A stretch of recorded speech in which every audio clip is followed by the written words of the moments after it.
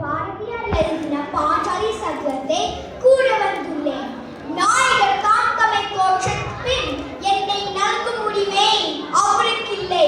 புழைத்தாயத்திலே விலைப்பட்ட பின் என்ன சாத்திரத்தால் என்னை தொற்றிட்டார்.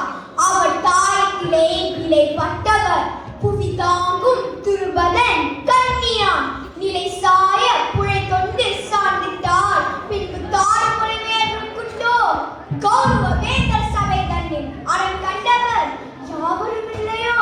மன்னர் சோடிய மீது முன்னரே அங்கு சாத்திரம் செத்து கேட்குமோ.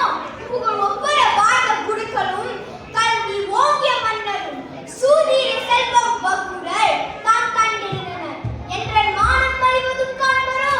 தக்கது நீ செய்தி தர்மத்துக்கு செய்கே ஒக்கும் என கூறி ஒரு நம் சாத்திரிமான் பேரரசு செய்தார் பிறதென்னும் சாத்திரங்கள் மாய உணராத மன்னவனை சூதாட வற்புறுத்தி கேட்டதுதான் வஞ்சனையோ நேர்மையோ. முற்பறவை சூழ்ந்து முடித்தது ஒரு செய்கை என்றோ.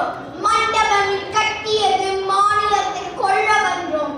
பெண்ணில் தமிழுரை பெண்களுடன் பிறகி தர்மத்தின் வாழ்வதனை சூதுக்கவும் தர்ம மறுபடி வெல்லும் எனக்கே மர்மத்தை நம்மானை உலகம் கற்கும் வழி தேடி விரிந்த செய்கை செய்தான்.